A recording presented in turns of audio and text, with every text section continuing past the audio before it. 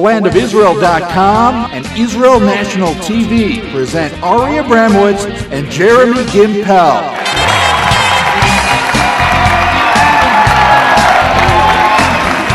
Live from the heart of Israel, it's Tuesday Night Live in Jerusalem.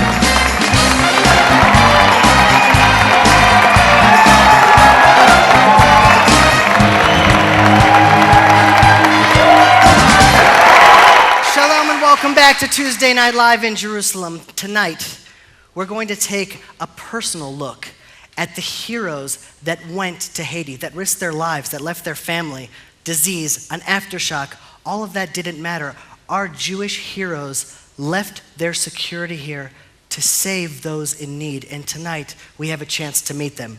We have with us from the medical emergency unit, a major, well actually he was a captain, and during his service, because of the time he's invested, his professionalism, he was promoted from captain to major. Dr. Mitch Schriber is with us tonight.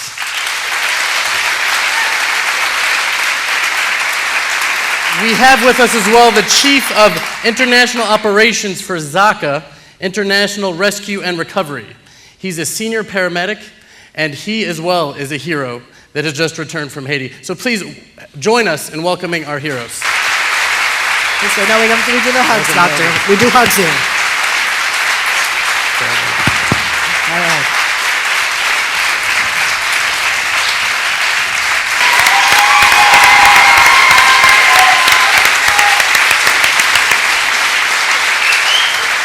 Dr. Schreiber, Major Schreiber. Mitch. All right. So just in short, what exactly was your job there? Well, I'm an infectious disease specialist, and there were two infectious diseases doctors in the delegation. And our job was, you saw all of the various departments, each tent had a different patient population inside. And our job was to be the infectious diseases consultants for all of the patients in the hospital. And every single one of those tents had specific infectious diseases issues that needed to be addressed. And so when the doctors who were taking care of the patients needed us, they called us, and that was our job. So originally you're from Boston. Correct. You made Aliyah in 1992. Correct. Then you went to Haiti. Well, there were a few years in between. So what did it feel like to be a Jew so far away from home, representing the Jewish people after such a disaster? What was that like? Well, it felt just like making Aliyah felt like it was doing the right thing. Then being there in Haiti felt like it was doing the right thing, and being there as part of an IDF delegation sent by the State of Israel felt like it was most particularly doing the right thing. Wow. So, Dovi, I'm sure you're still jet-lagged and exhausted from your trip, so we're very grateful for both of you for coming on such short notice after having returned. But here's the question, Israel had already established the most sophisticated medical camp in Haiti before any of the other countries finished playing the round of scissors, rock, and paper for who was going to open the first stretcher. What was it like to be thrust on such short notice into a world of hell and chaos, and were you able to acclimate to that? Well, we started off in Mexico. We didn't even leave from Israel. We were just finishing up a recovery operation in Mexico, and when the word came out of the earthquake, and understanding that we were the nearest ones by, we actually, with our international connections of the organization, we jumped on a military delegation from Mexico on a military plane. And when we had arrived, we were really one of the first ones there. We were going through the streets, and it was surreal. There was no help there. I was looking to my colleagues and saying, look around at this disaster, and there is no help here. And then we look at ourselves and say, okay, maybe we're the ones who are supposed to be doing the helping. We're it for this whole country. It's a big shock. It's as soon as you leave the airport there, it's like, I called it the gates of hell, literally. Wow. So, Mitch, sorry. You were a doctor, you had to develop relationships with the patients that were there. What was the response of the Haitian people? What were their thoughts of the Jewish people before and maybe after? Like, how did they feel? What did they say to you? Well, it's really remarkable. I mean, first of all, you have to remember that the Haitians we were seeing were pretty shell-shocked. They had just suffered this incredible disaster. Many of them had lost family members. Many of them had lost their homes. And among the patients, quite a few of them were in excruciating pain for a lot of the time that we were caring for them. And a major part of our treatment had to do, aside from all of the life and limb-saving treatment, with pain control. They were in extreme circumstances. But they were given, remarkably, despite all that, a remarkably serene people, very grateful, very respectful, not only of us who came to help, but also of their fellow Haitians who were in the next cot over. And it was really quite inspirational to see how they comported themselves. The other aspect of the population that we saw were those who were not directly affected by the tragedy, who came to help, who heard there was an Israeli hospital there, maybe we need help in translation, maybe we need other kinds of logistical help, and they came, and they really were an integral part of the help support staff that we had. If you had to, contrast what you experienced in Haiti to what you've experienced, throughout Israel, throughout the world, how would you contrast it? Are there any comparisons? Well, this was really something beyond. I've been around the block once or twice. Since the age of 14, I've been in this field. And over the years of terror in Israel, I would say I was in the majority of the terror attacks in Israel, all over Israel. And nothing prepares you for something like this. This is in numbers and the magnitude that you really understand the hand of God in this. This really makes you understand the tefillah of Umtaneh Tokef on Rosh Hashanah when you say Mi barash u'mi b'magba. Now you understand. This is darash. This is something. Nothing prepares you for this. What was it like as you were there, hearing the anti-Israel press? You're there risking your lives to save these people, and there was a decent amount of press out there bashing Israel. What was that like to know that was happening? Well, in retrospective, I heard it when I got back home.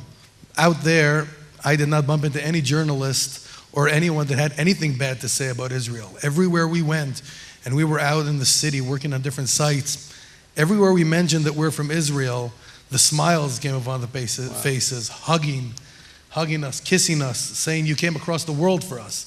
And this is not cliche, this was really happening out there. Wow. So, this is a question for both of you. Mitch, what was your greatest accomplishment, the best success story? What was the greatest, mission you were like set to do there? Well, I think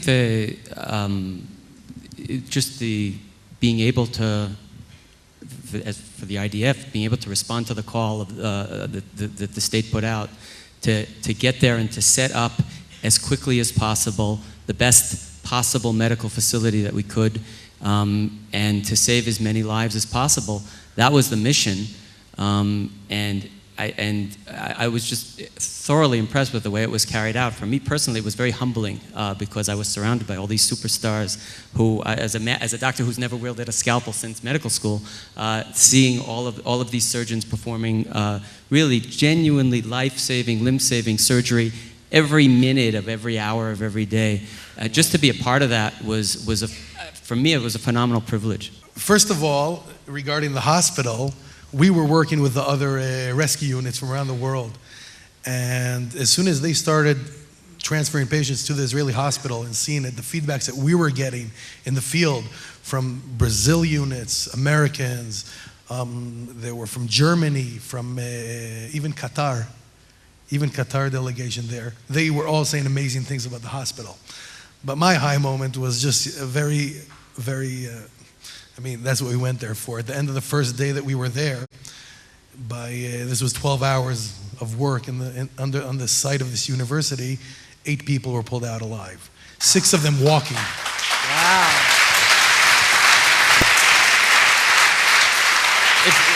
This is, I guess, a final question for both of you as well. If you had to share one lesson that you learned from this experience in Haiti with the entire world, what would that lesson be?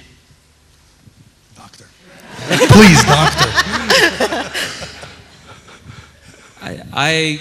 It's a very personal question. I can only give a personal answer. I have always felt that every time, at every moment, at every juncture, you're sort of being asked, what am I supposed to do? What's the right thing to do? And then to make that decision and to do it. And I think that the IDF did it because it was called on by the state to do it. The state made the decision, and it called on the IDF to carry it out, and it had the Jewish people of the state of Israel and beyond the state of Israel backing it. And I think all of that as a whole unit, the Jewish people, the state of Israel, the IDF, all came together to do the right thing in the right time, in the right amount of time. And I think that's a profound lesson of searching what we should be doing and doing it in the best way possible. And it goes beyond just Haiti. The fact is that the state of Israel makes the IDF be continually prepared to respond to such disasters. So if, God forbid, there's another disaster, the IDF is going to be there and they're going to be ready to be called on. And since we've been back, we've been called upon to do hafakat lekachim, to learn what we did, how we could do what we did better, so that next time around, if God forbid there is a next time, we can do it better.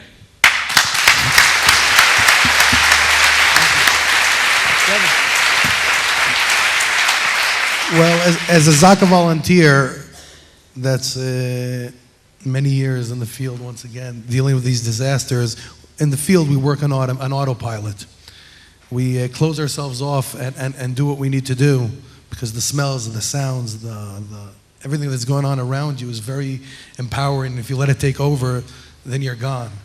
But every second, like every junction, like Mitch was saying, you just keep thinking that you're representing something. When I'm wearing my vest of ZAKA, I'm representing something. I'm representing Israel. I'm representing Klal Yisrael in general. And it makes you think twice about everything that you do, because everything that you do will reflect to the people out. And from the feedbacks that I've been getting only since I got back, there we didn't have any communications, but it's overwhelming, and it's just, like Mitch was saying, it's very humbling. Thank you. Thank you, boys. Thank you so much for joining us. Come this way. Thank you.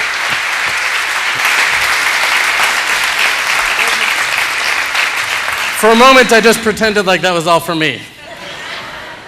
You know, our sages say that the Jewish people are merciful ones, the children of merciful ones. They say that if there's someone that's acting without any mercy at all, a Jew, it's really, you need to question their lineage, because there's a good chance they may not be a Jew to begin with. Now, what is rachamim really? What is real compassion? It's when you're kind and loving and giving, even when the recipient is not necessarily deserving of that kindness and love and compassion, if you really don't owe them anything. Now, the country of Haiti really doesn't have a great track record voting with Israel in the United Nations. That's true, but really compared to a lot of the other nations that Israel has jumped to help, whether it's the Muslims in Macedonia or Turkey or even Iran, who, after their earthquake in 2003, rejected the help from Israel, opting to have their own people die than have Israel help them. But that's really our task. That's our job as the Jewish people, is to give that light and to give that love, but it has to really be unconditional love. And what is unconditional love? Unconditional love is not unconditional unless the conditions are against it, are a challenge. And in the world we live in today, where not too many countries harbor that much affection for Israel and the Jewish people, the conditions are against us. But I and all of us here in this room are so proud to be part of a nation that displays and gives that unconditional love to the world. It's not only what we're supposed to do in this world, but really, it's our message to it. Thank you, and shalom from Jerusalem.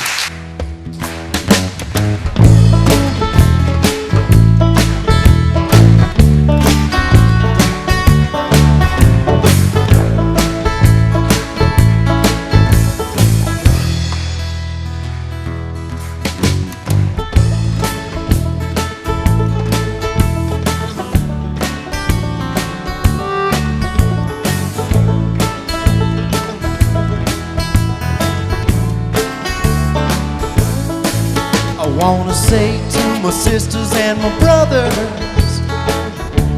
we'll keep the faith. And when the storm flies and the wind blows, go on and at a steady pace. And when the battle is over and the victory is won, we will all shout together, we have overcome, and give thanks to our God and proclaim the one when we make it to the promised land. And let's walk together, little children. We won't ever have to worry through this world of trouble. We gotta love one another, and let us take a fellow man by the hand and try to help him to understand. We can all be together forever and ever when we make it to the promised land.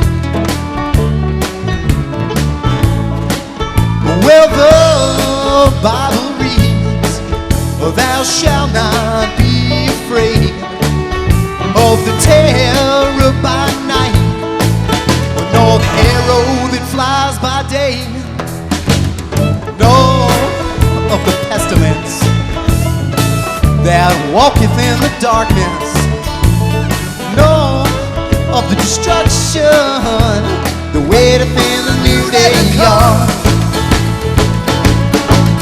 Let's walk together, little children.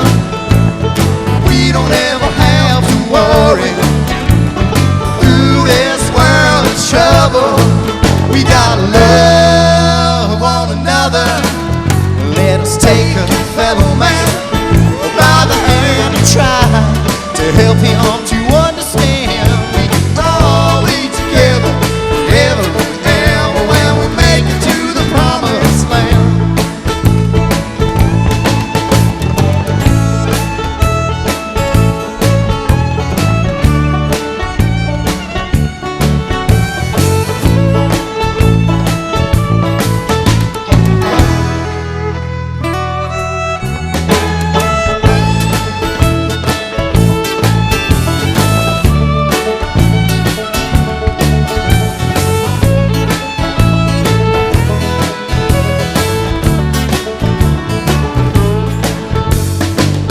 This world is not our own.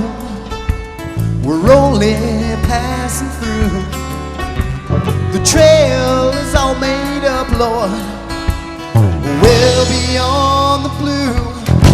So let us do the very best that we can while we're traveling through this land. And we'll all be together, shaking our hand when we make it to the promised land.